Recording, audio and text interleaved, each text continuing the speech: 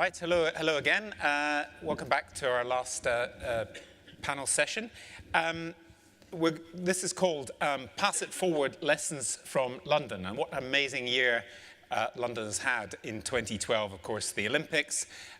We've had the Shard, which has transformed the London skyline. You can see it from where I live, and it's a great delight. I live a long way away. We've had Diamond Jubilee celebrations, and also we've had the consequences of the 2011 riots. So what has the international health and safety industry learned from all this global spotlight in London? What can we carry forward? What can be carried forward to Rio? And what can we carry forward in this country in terms of that specific legacy? We've got three guests who are going to talk about it. Please welcome Lawrence Waterman, who's Head of Health and Safety at the Olympic Delivery Authority, David Robotham, who's Director of the MACE Group, and Alan Spence, Director of Safety Strategy at Network Rail. And I think as we talk, you may find some pictures to remind you of some of the highlights of the past year or so, maybe running in the background. So I'm just going to ask everybody just to set the scene for us a little bit about yourself and about the past year. Just tell us a little bit about what you think you achieved in the past year. I think for the first time, all of the arguments that I'd been hearing and at times contributing to over the last 20, 30 years about health and safety being linked to what you want to achieve, that it's an enabler, a facilitator, that professional advice ought to help you do what you want to do, but do it safely and healthily. In some ways, it all came to fruition with the way in which London 2012 was seen around the world. And when even our mayor, Boris Johnson, refers to the health and safety performance at the closing ceremony of the Paralympics and gets a cheer and a round of applause, when the Prime Minister, who not so long ago was talking about wanting to kill health and safety culture, and I think he probably meant compensation culture, ends up saying that the health and safety performance at London 2012 was setting a global standard. That tells you that it's convinced an awful lot of people what we've always believed and which you heard about during the global discussion this morning, which is that health and safety, when it's aligned to business objectives, really is a go faster stripe. It doesn't slow you down. It helps you do what you want to do and do it really well. And at a personal level, I just feel a tremendous sense of both luck and pride in having been involved in it. I was going to say, taking you in your head back a year ago when you were still planning it and you had all the various nightmare scenarios keeping you awake at night. I mean, could you have imagined it would go off as well as it did? You're very generous about the size of my brain, Gavin, but we started planning this when the bid was being put together. And in terms of the construction work, we were still assembling the site through compulsory purchase and agreed acquisition in 2006. Design work was going on from 2004 onwards. This has been a very, very long program. And one of the things that we know in health and safety is it's a bit like that argument about education. It's planning. If you plan things so that health and safety becomes part of the DNA of projects, of programs, of the work that people are doing, then instead of it being retrofitted at the last minute and causing disruption, it's just the way you do things around here. So actually, the gestation was a lot longer than 1 year. No, I don't think any of us believed that the worst thing that would happen on the park was a few people tripping up over their own feet. I mean, to be the first Olympic Games where all of the stadia and the facilities were built without a fatality, first time that had happened anywhere for any city. I don't think anyone could have said in advance, we are definitely going to do it. We set it as a target, but there was an awful lot of fingers crossed in the process. Although one of my heroes, Gary Player, I think once said, it's funny, isn't it? The more I practice golf, the luckier I get. So perhaps, luck is deserved in the end because you worked at it for years. And we sit on giant shoulders. You think about the other major projects in the UK. I've had the good fortune of being involved in the Terminal 5 build and going back through Drax desulfurization, Channel Tunnel, various other projects. And each time you learn from the mistakes that people have unfortunately made, but in particular you build on their successes. And I don't think we ever started with a blank sheet of paper. We started benefiting from all of the efforts that generations of people had put in. So these days, when you start tunneling not like Isambard Kingdom Brunel, knowing that you're going to kill lots of people. The Thames Tideway Tunnel is going to be built on the basis of an ambition of an accident frequency rate that's much lower than London 2012, an even better occupational health programme. And people have real ambition for running major projects in the UK and globally with fantastic health and safety records, and the workforces deserve to be treated like that. David, I'm sure there's a lot of echoes for you. And it was a great year for you as well, wasn't it, at Mace Group? Absolutely. And slightly lower profile than the ODA, but as a group, we were involved in the Olympics from the bid going in through to its completion in 2012. So it was a tremendous year for us in respect of that project. I can talk far less eloquently about the Olympics than Lawrence can, so I'll focus on the other iconic project that we delivered in 2012, which was the Shard, and the impact that's had on the skyline of London. Some of the challenges when reading the brief that we were set to talk about from IOSH was limiting the lessons that we can take forward from 2012. So I'm just going to focus on a couple in particular. Another challenge that I've got is that I'm surrounded by two of Mace's most important clients. We've worked with the ODA since 2005, and we're continuing to work with the London Legacy and the transformation of the Olympic Park. And with Alan, we are building the new Birmingham New Street station. So anything that I say, I've got a barometer of how accurate it is with the two people around me. The lessons that we got out of the Shard mirror the introduction that Lawrence gave about the Olympics. I'll touch on that briefly in a moment. But we set out a clear vision for the delivery of that building, and it was our aspiration was that nobody should get hurt whilst building the Shard. Clearly, that's an aspiration. It wasn't a goal that we were expecting to meet. Although, again, a project as large as the Shard, as high profile as the Shard, we had a comparable accident incident rate to the ODA, which we are very, very proud of. So the lessons or the key lessons that I wanted to touch on in this introduction, which I'll develop with an anecdote about the Shard, is the systems we put in place around challenging systems that we were operating until we were sure they were working. If it wasn't working, learning the lessons that we took from that, then changing what it was we were trying to do, being constantly self-critical about what we were doing as an organisation, and then taking that into the build. An example I'll give to illustrate, if you can picture the Shard and the skyline of London, it's 303 metres tall, and then the top 20 or so stories are the spire of the Shard, jutting out into the skyline. The traditional way to build a tall building is that the steel arrives in a flatbed. That's the first time the people on site have seen the steel. It gets put up to the top of the building, and then it gets erected in place. We had a big process, and that was the way we were intending to build it, I should say. One of the themes that's come through this conference so far is around engagement. We engaged with our client, with the architect, the structural engineer, the contractors that were going to do the steel erection for us, and the guys and girls who were actually going to build that part of the project, to question whether the accepted norm and how to build a tall building was the way we wanted to do it. And we decided we should do it slightly differently. So essentially what we did was in a yard in the northeast of England, we decided to build the spire before it was 250 metres in the air. We did that in 5 or 6 story elements. Top element then gets put on the ground, and they build it on top of that. That did a number of things.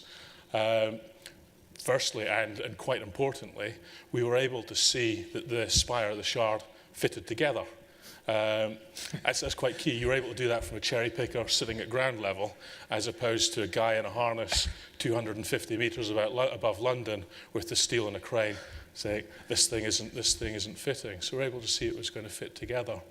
We were able to engage with the workforce and take lots and lots of photographs while they were building it at ground level, so that the guys and girls 250, 300 metres above the ground were then able to refer to the photographs in their method statements and risk assessments, so that they were using pictures to build the spire or the shard, as opposed to using the written word. We engaged with the chaps who were building the spire. So the teams who were going to be up at the top of the building were the teams who were building it in the yard, and they come up with some great innovations unprompted by the management teams. One of the things that they identified, they were going to have to, as you would expect, tether all the tools. All the steel was going to be slung appropriately. They were worried about dropping components. So they suggested to the management team, why don't we introduce magnetic netting around the fixing points, so that if we drop the bolts, they'll get caught in the magnetic netting. They won't drop 250 metres down to the ground. And that was the guys and girls who were up there in the harness, or going to be up there in the harnesses, coming up with innovations about how we could build the building safer, how we could take the lessons they were learning at ground level and apply them at height. The results of that, nobody had a serious injury whilst we were building the spire or the shard, which is a tremendous record. We were able to install 500 tons of steel, 800 steel components, up to 300 metres safely. Other lessons that we learned from that, again, around the being self-critical.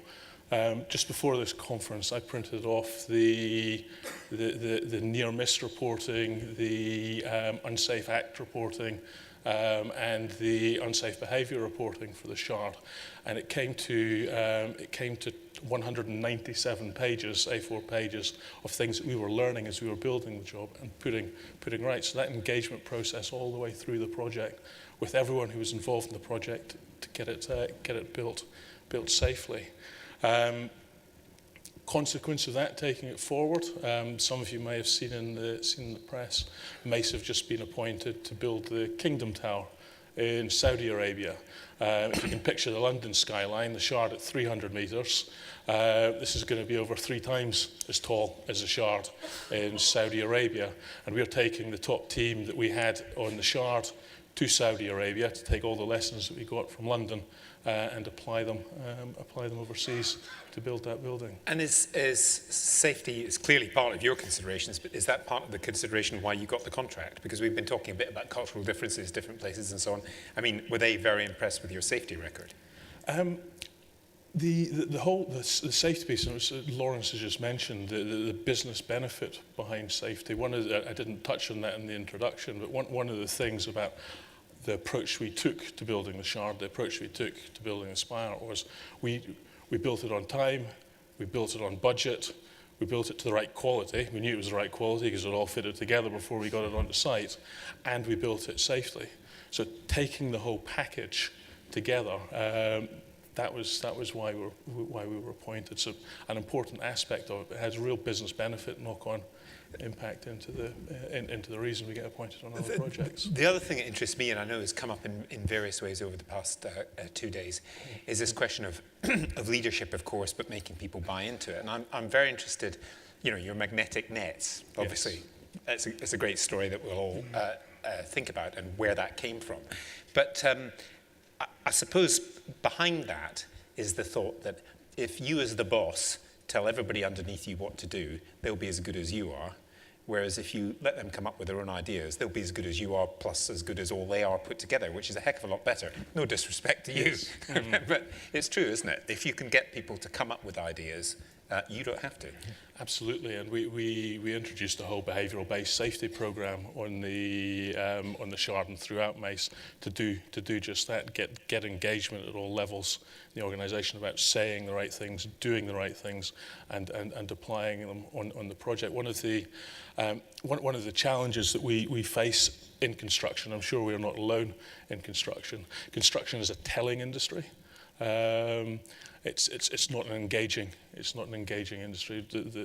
Your explanation of the person at the top explaining how things should be done, it's probably a little bit more forcefully than explaining in a lot of circumstances.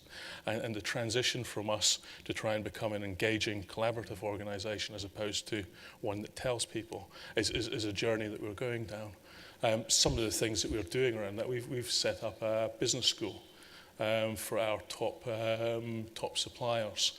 So they come in and we teach them what our expectations are. They feed back in what they expect of us, and that then transposes into some practical benefits on sites. We get the top suppliers from a particular project into our business school to work collaboratively for a week, 2 weeks before the project to plan the project. So it's the people who are building the job, sitting in an environment where they're all together and discussing the challenges, the interfaces, the problems they're going to have in the future, and hopefully planning them out prior to arriving on site. Right. Well, let's move on to Alan. And of course, I'll be throwing it open to questions in a minute, and I've already seen that a couple are coming into the iPad.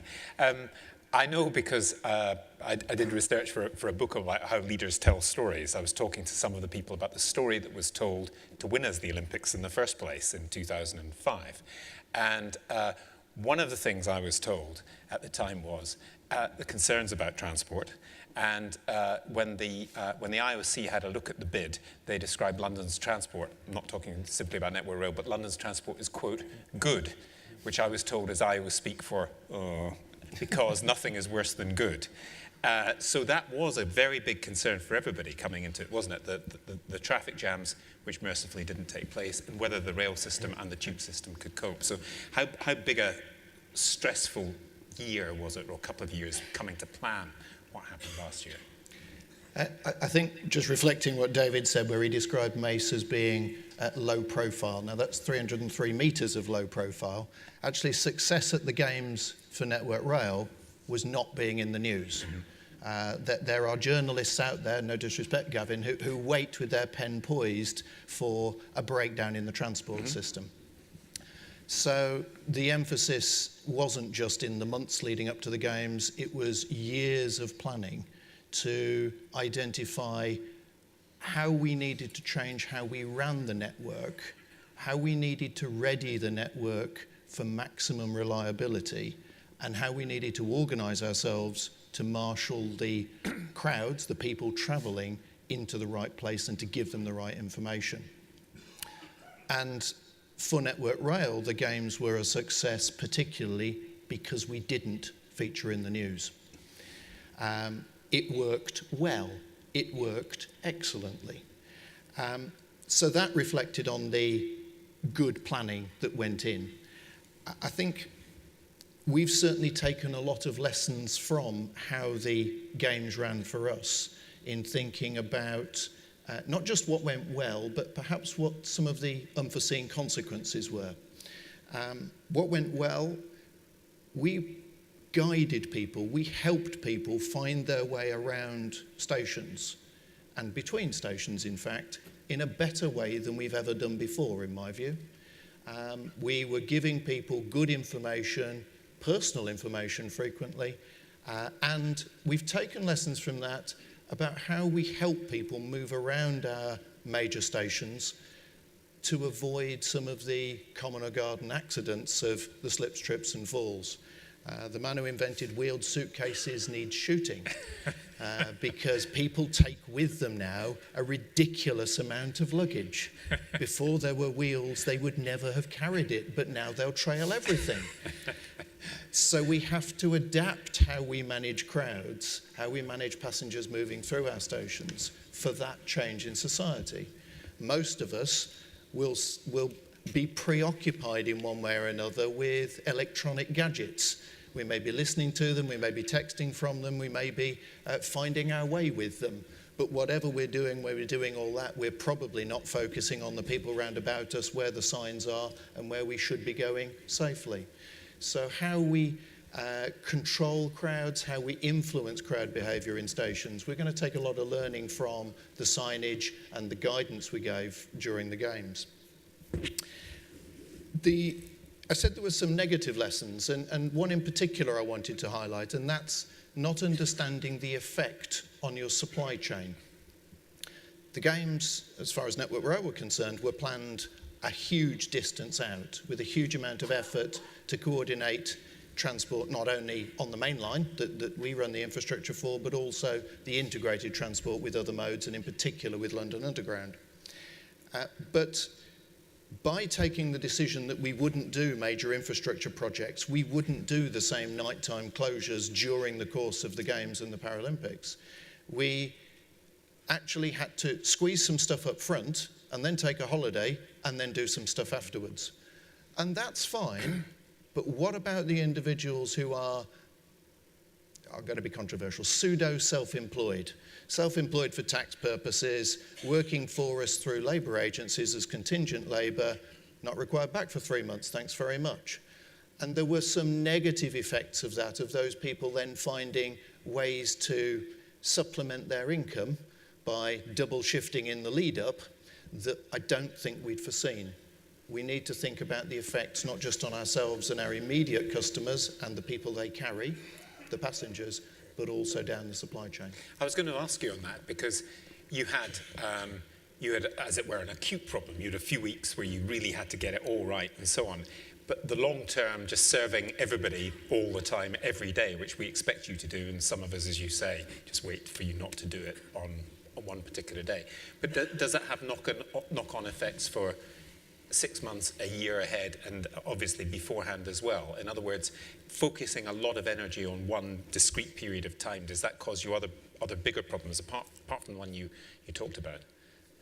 Certainly it's necessary for doing major projects that you need to stop trains running for certain periods of time. If you need to change an underbridge, you can't run trains over the gap. It would be good if we could, but we can't.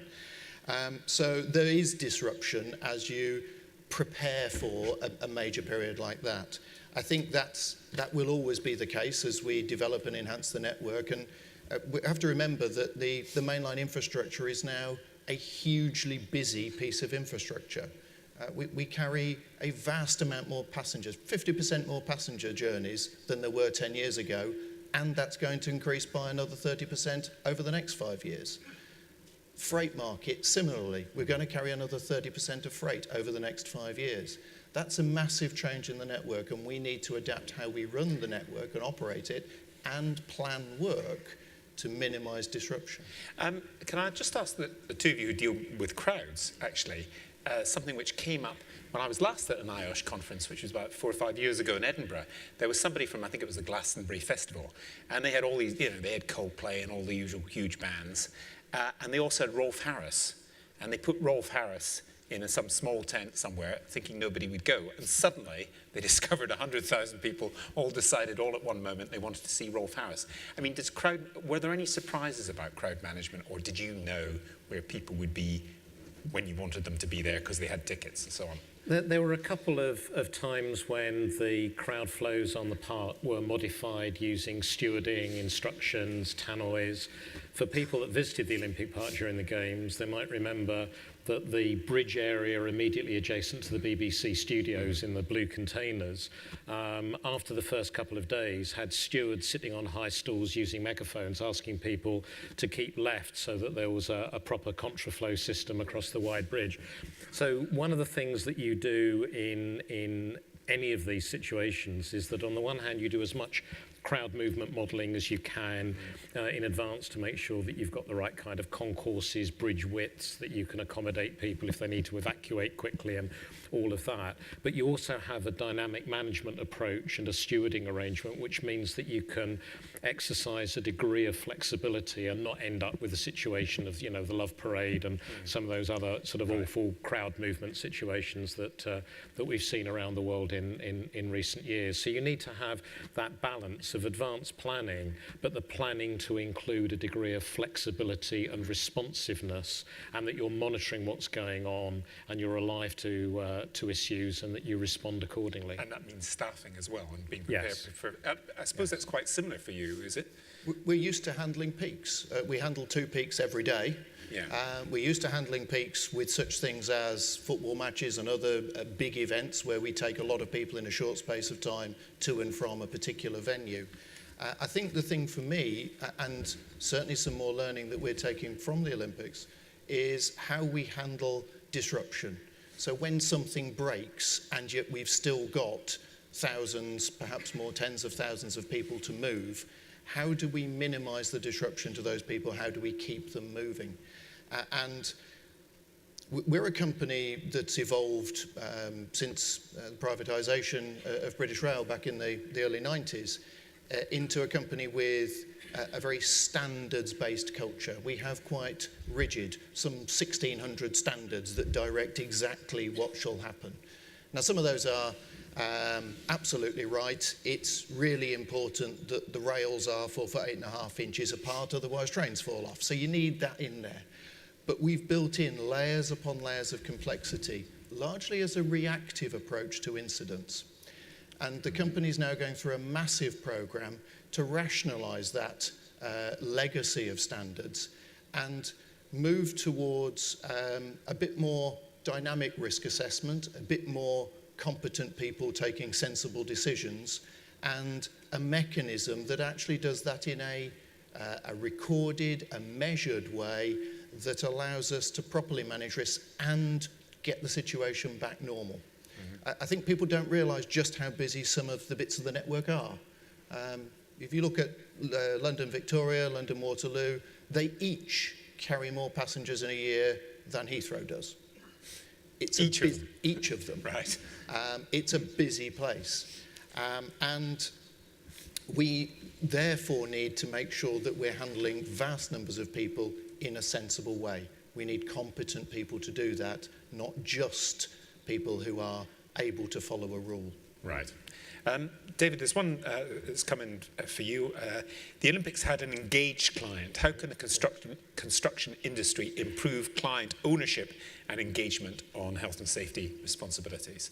So not everybody is the great client that we've been talking about in terms of the Olympics. But how do you do it with clients who see it as your responsibility, not theirs? We're actually going down a slightly different journey, if I can answer the question in a slightly different way. Health and safety is one of the 6 core values of the MACE Group. We have a strategy, safety first, second nature, where we want to make health and safety second nature in everything we say and do. We have I was sharing a story with one of the other delegates earlier on.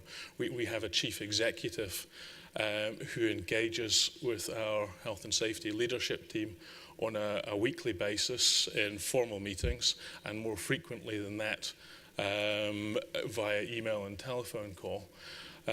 So for us, the challenge isn't really around working with clients who aren't as engaged. Safety is the way we do things here, and irrespective if it's a Network Rail or an ODA, we have an approach that we will take with health and safety, and we have walked away from clients who don't share a similar approach to ourselves. So along with that, there's clearly the influencing. Clearly the influencing that we do. We engage with our clients. We share with them our vision and values. We have an annual conference around health and safety where we invite our core client base along to listen to what we're trying to do as an organisation. Our board of directors and the leadership team sitting underneath them have targets around which they need to engage with clients on health and safety, discuss health and safety with them. So we are doing things with our clients to bring safety to the forefront and have it as a conversation piece. But it's something. It's the way we do things. And when you do walk away from a client, I mean, what's their response? Is it, I can't believe you're turning down wonderful business like mine, or what? There's a project recently that we walked away from, and the client came back and said, no, we really want to work with you. What do we need to do differently? to re-engage with you, and we were appointed in that project a couple of weeks ago. So it's missionary activity, really. Yes, Evangelism and conversion. Okay, well, maybe we could bring the lights up and see if anybody wants to ask some questions live, if we can do that. Because we have got microphones. Sue? Somewhere? So, yes, we have. So who'd like to begin?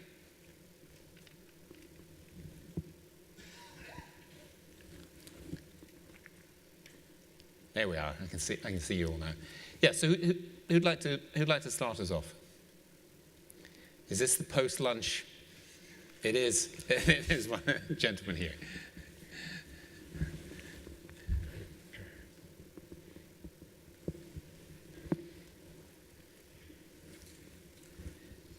Hi, thank you very much. Alistair Gibb from Loughborough University. It's going to be a difficult question, I guess, to answer, but clearly the people on the platform have really put their money where their mouth is, in a sense, and fantastic achievement. What advice have you got for the rest of the industry? I was asked a similar question downstairs. It's fine for London 2012, it's probably fine for Mace and big organisations, but really, what can we do for the rest of the sector? Have you got any gems to pass on? Gems of wisdom. Well, there were two things that we did that I think I'm clearest about the contribution that they made, and neither of them really cost very much at all, either in time or actual finance. The first thing I'd say is that we made it mandatory, but through the leadership team that we formed with our major suppliers, we made it mandatory that at the start of every working shift, the guys and girls on that shift had an activity briefing, a daily activity briefing from their supervisor or manager. It needed only to be a few minutes. It would be an opportunity to talk about the work that they would be doing that day, the equipment they'd be using, the materials that they were expected to use, and an opportunity to remind them of the health and safety risks and the precautions. But it was also about production, about quality, about what they do with the waste arising. Now, after we'd been working on the village for about a year, 18 months, and that was Europe's largest housing project at that point, I was doing one of the safety tours, and I met up with a gang of guys who were doing some glazing. And I spoke to the supervisor and introduced myself and introduced himself and asked him what it was like doing these daily briefings, because presumably he'd done one that morning. And he said, when I came here, I couldn't believe that I was expected to do that. I was appointed as supervisor for this gang because I'd been with the company for a long time and knew the job, and the previous supervisor had retired. And here I was expected to stand up and make a speech every morning, and I thought it was ridiculous. After we'd been doing it for 3 months, our managing director, came and visited because he wanted to know why we were the most productive team in this relatively small company. And I talked to him about the stuff that we did, and most of it was, yeah, we do that every week. And the daily activity briefing was something that they'd never done before, never heard of.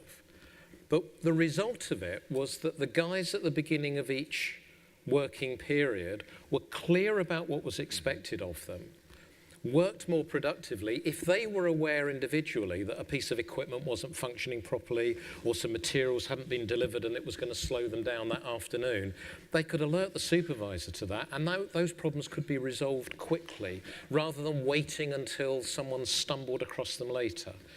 So I would say that that's an example of doing something that's good for business but creates a fantastic opportunity to engage with the workforce, talk about health and safety in a very practical way. And I don't think there's any job that's too big or too small for dealing with something like that.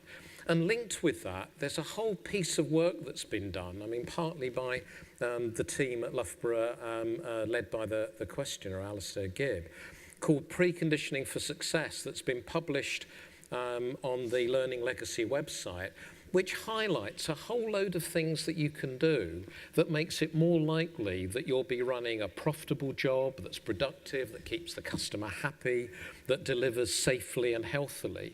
And the second example is the use of our visual standards. We did something dead simple. We looked at areas where the housekeeping was poor and areas where it was good, and we took some photos. And we just said to all the supervisors and all the managers, look, here's a sheet, here's a picture with a big cross against it, which says this is what we don't want the workplace to look like. And here's one with a big tick. And what's more, we're going to give these pictures to the auditors when they come round and check. We're going to give this picture to your managers, and if they see that your site looks like the one with a tick, then that's breakfast vouchers, or maybe, a ticket to go and see something you want to go to. Not 1,000 words, no problem about language barriers or anything, but it also empowered those supervisors to talk to their teams about the way that the workplace ought to look and the work activities. I think it fits in with what was being said earlier about simplifying those procedures. I think health and safety professionals have got a heck of a responsibility for making things much simpler, more straightforward, and easier. We talk about worker engagement, but if you don't empower people to engage with you by making it look complex, it's like treating occupational health as something that can only be dealt with by men and women in white coats with stethoscopes. Whereas when you talk about protecting your hearing by wearing hearing defenders or moving away from the noise source, everyone can understand that. So I think making it simple, engaging with people, and in particular, looking at those preconditioning lessons and just cherry picking the ones that work. I think any business, large or small, can learn the lessons. And it was paid for from public money, so you might just as well learn the lessons from London 2012. David. Yes, we're going down a journey as a company, and the mantra behind it is doing the basics well. We're quite proud of a very good safety record within ourselves as an organisation. But we're looking at where we can improve. And this, picking up on what Lawrence has said, and the visual standards. One of my favourite sayings: it's plagiarism if you take the idea from one source. If you take it from many sources, it's good research. We've done good research into visual standards, and we're adopting the same strategy around doing the basics well in our organisation. Some of the things that our leadership teams are talking about, quite rightly so, is what does good look like? We're a company, and the focus on this is London in 2012. We operate in over 60 countries around the world with the challenges that brings, and we're trying to implement safety management to one consistent standard worldwide. So what does good look like? And if it looks good on London 2012 or on the Shard, we expect it to look that good in Hong Kong, in Chad, in North America. So taking the standards in a form that's readily transferable across all the areas that we operate in. And it's like I said in my introduction, using photographs in method statements and risk assessments. Lawrence's example of using photographs to show people what good looks like. And these are things, it doesn't depend on the size of the organisation. It's about leadership. It's about expectation setting. The key people in an organisation transferring that down through themselves and through the supply chain.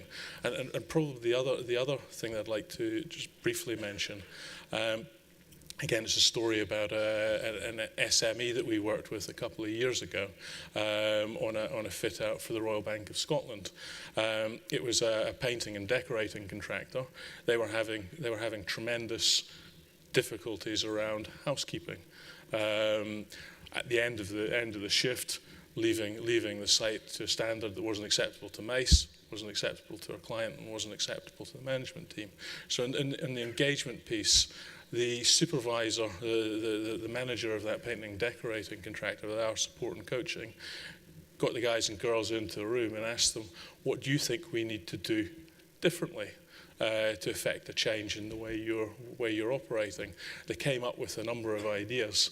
One of them was, if we do what you want us to do, let's knock off early on a Friday afternoon. Give us an immediate reward for doing the right things, the safe things, the right behaviours on site. Reluctantly, I guess, the project manager agreed to that. It was their suggestion. He was getting the buy-in from the workforce to keeping the site safe and tidy. So he acquiesced and let them knock off early on the afternoon. And that transformed the safety attitude and the safety culture in the organisation on the project. And at the end of the project, that site manager for the P&D contractor, painting and decorating contractor, came back to us and said he'd saved a 5-figure sum in the wastage because they weren't leaving half-empty paint tins unopened on the site, but taking them back down to the storeroom. He was able to replenish and then send them back out onto the job. So there's a real business benefit on that.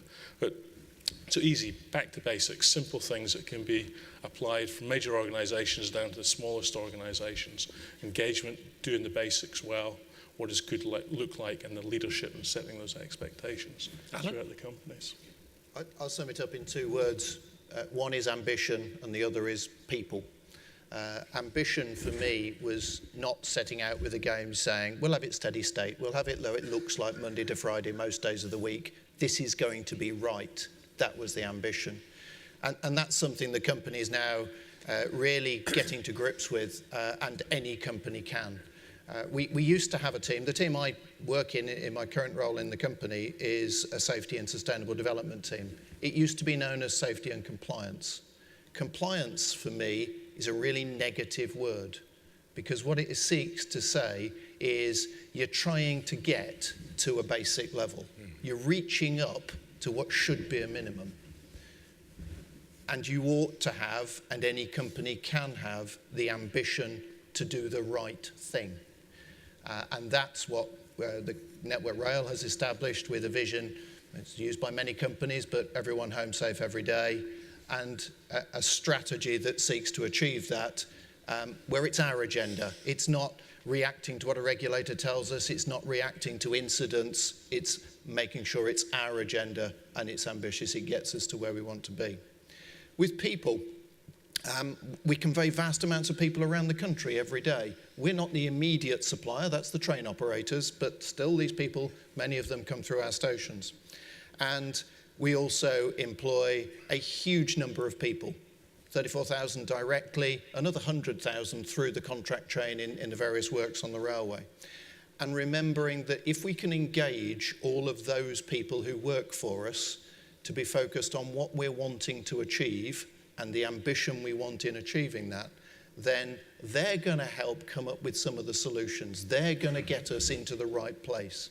We've got to do some enabling work. We've got to do some trust building to establish the right culture that we're looking for. But they're going to have many of the solutions. So just remember to focus on people.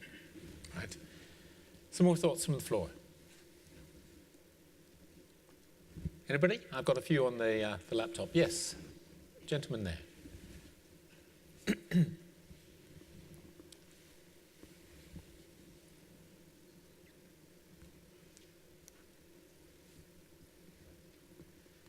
Hello there, I'm Gavin Ramsey, a Health and Safety Advisor for Tayside Contracts. I found the information on the Olympic Legacy website very useful. Going back to what you said about visual standards, that's a good example. I've looked at that quite often since I first heard about it, and I wonder what the panel think about moves to publicise that kind of information from other major construction projects which might not necessarily have the same level of public funding behind them. Yeah, I mean, one of the upsides of the great deal of scrutiny you had is when it was all brought off extremely well, people at least congratulated you and had a look at it and then look at the website and so on and find out what we learned. Somewhat more difficult sometimes for other people to get the recognition that you got for this great project. I think that's true. There was also a real ambition from the Olympic Delivery Authority and indeed from our sponsoring department in that the occupational health evaluation that was first set up by the ODA jointly with the Health and Safety Executive was set up some 4 years ago that research project got underway.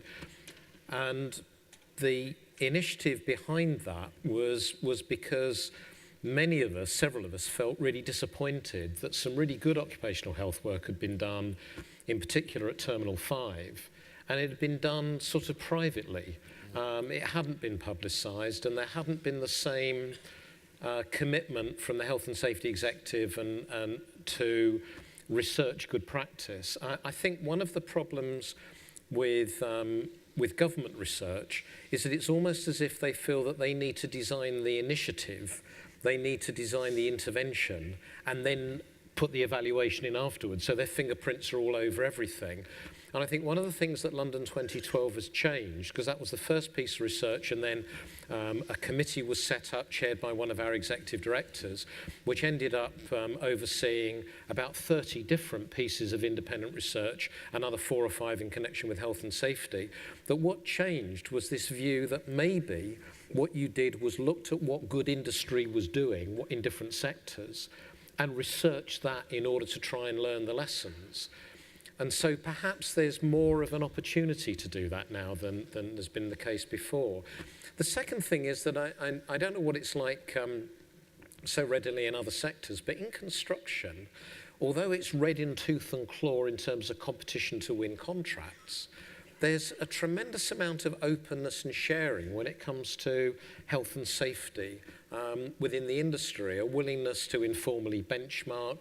So I'm in regular contact with the health and safety team led by Steve Hales at Crossrail, working with the people at Thames Tideway Tunnel, the people involved in the preparation work for new nuclear. There's a sort of big conversation that goes on, certainly amongst the larger projects, and quite a lot of that leaks into journals, magazines, bits of research done by universities. So I think maybe there's more openness than people realise, and I'd like to see the universities engaging more with industry and doing pieces of independent research, evaluating what works in health and safety and making that publicly available. I don't think it needs to be restricted to just publicly funded projects. I think it could become the way that we do things around here. Certainly, I mean, if you think about the third sector, there's not a single government grant that goes to any of the, Save the Children, Red Cross, Merlin, any of those charities. No grants go these days for overseas interventions without there having to be a proportion of that spent on evaluation and reporting back what the impact and outcome was of that particular piece of development aid. And I think that we ought to become much clearer within our profession, that there ought to be just much more evaluating of what works that goes on and more publicising of it. And I think IOSH has shown a real lead there in funding the, so much research in recent years. I think that this is a growing aspect of the way in which we work as professional health and safety advisors. Well, there's also a challenge for those of you who come from universities. I've just got a couple of quick specific questions. One which is obviously for you, David. Magnetic safety nets, where do we get more info? Similarly, new best practices from the other major projects. So, I mean, perhaps you can have a word afterwards. But that is interesting, isn't it? I mean, that strikes me as the kind of idea, if it was on Dragon's Den and I had any money, I'd put my money into it. Well, certainly with that. By all means, whoever it was who asked the question, you've got my name. I work for the MACE group, so email me and I'll send you the information. Picking up on what Lawrence has said, there's a piece for us to do around that, to publicise it more widely, which I'll take away from this.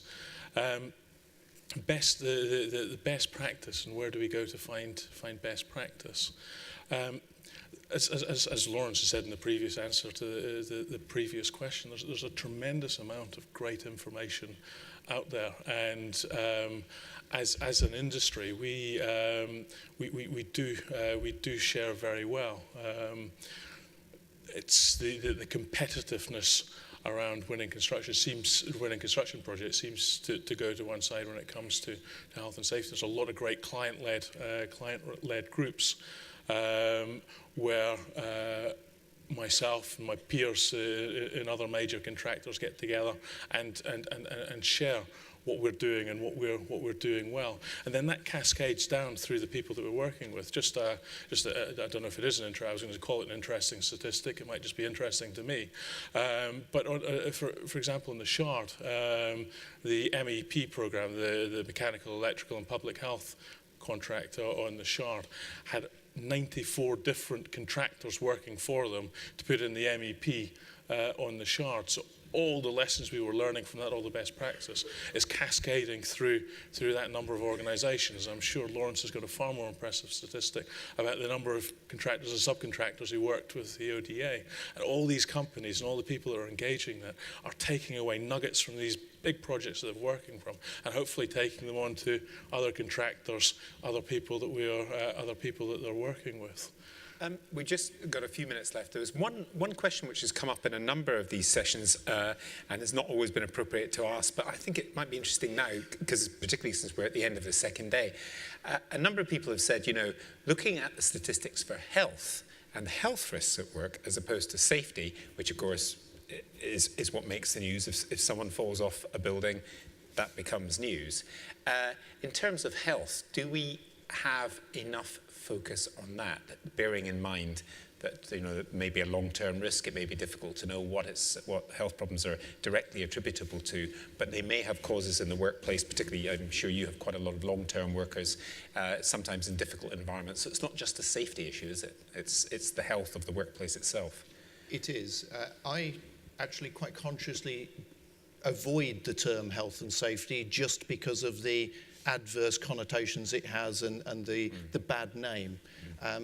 A phrase we're using more now is safety and well-being, and that for me is a much more positive term. We have a head of wellbeing strategy within the company who has changed my thinking, and I'll describe it very briefly as, if we think of ill health and perhaps even mortality as a result of ill health being on one end of a scale, and at the other end of the scale is a very fit and healthy and productive individual.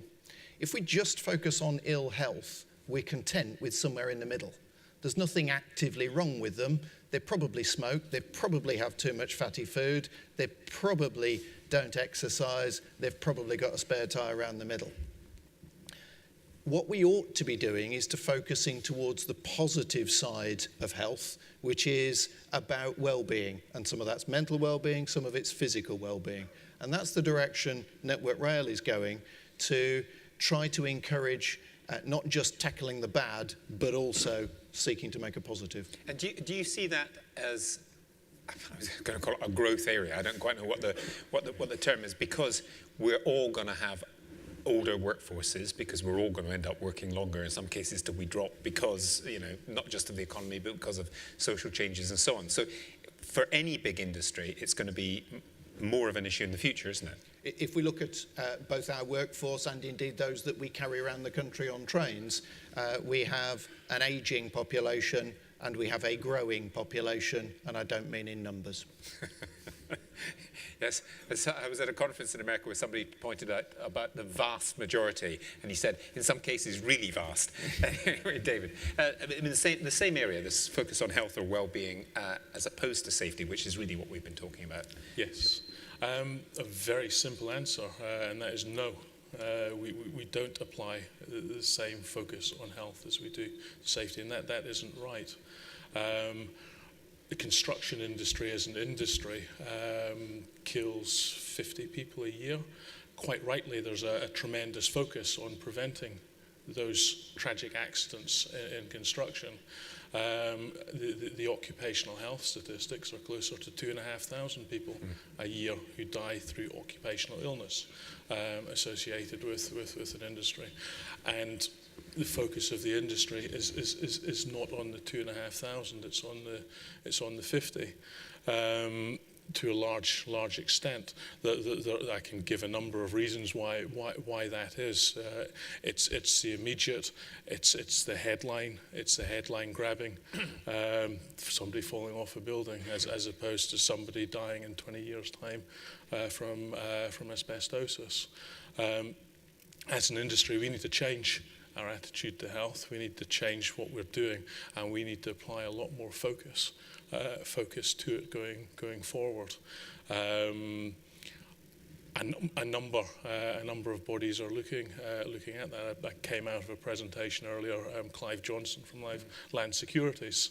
Land Securities having a real push around occupational health, around silicosis.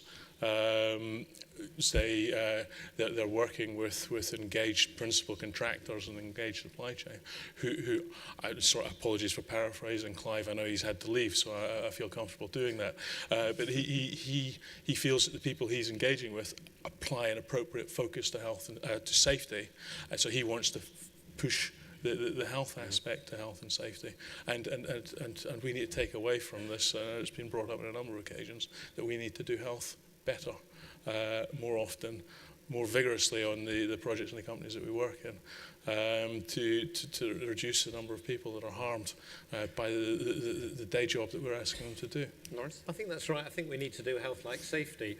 I think one of the things that we learned was that the ticket to the game, the entitlement to talk to workers about wellness, about smoking or diet or whatever, is that your starting point has got to be that you're taking your responsibility for creating a working environment and defining a set of work activities that won't harm them. So I think ill health prevention in the workplace, then, and looking at the clinical support you might need in terms of medicals and pre-employment health checks and all of that. And then the wrapper for all of that is the wellbeing program that does look at the broader health issues. And in construction, we've got this male middle-aged workforce predominantly, and they are rubbish at looking after their own health. But in order to talk to them sensibly about what they can do, you've got to meet them halfway, which means you've got to use the right language, you've got to engage with them about the work that they're doing, and that entitles you to convert that into a dialogue about what together can we do, your employer and you as a worker, to look after yourself so that you're not just fit for work, but fit for the life that you want to lead. I mean, and I think that there's a growing recognition in the workforce that it does require a bit of effort. That's why so many people go to gyms and, you know, are reviewing that data, which suggests that horse meat's got much less fat in it than other sorts of meat. An additional benefit. They go to gyms in January, perhaps not in February and the rest of the year. But just a final thought on that. I mean, one of the problems about that is you can engage people about safety and do it very clearly, and you can say the negative thing is you may fall off this ladder, you may break your neck, you may be in a road accident. Engaging people in health is quite often you shouldn't eat that burger, you shouldn't have that kebab, you drink too much, you smoke too much. It's no, no, no, and then you can nag. And if you're running an organisation, that's perhaps not quite your role, even though you want to have a better, a healthier workforce. I think you negotiate it slightly differently. I mean, one of my favourite anecdotes was when a guy said, me and my mates, we used to have chips every day and now we have it as a special treat on a Friday. I mean, one of the good things about health is that it's dose related. So you don't have to say to people, you've got to become teetotal. You talk about how many glasses it's okay to drink on how many days of the week. So you're looking at balancing things and making informed judgments, and then it becomes the responsibility of the individual to take the actions that they want to take. But you as an employer can insist on certain actions when it comes to exposure to risk to health in connection with the work. So it's more a way of engagement, and we found that our occupational health programme actually contributed to the sort of big conversation about health and safety generally that took place on the Olympic Park and the Athletes' Village, that health became part of the dialogue between people. And all of the surveys that we did showed that the workforce felt that they were being looked after, not that they were being interfered with or nagged. Thank you very much for a really informative, very engaging discussion. Thank you.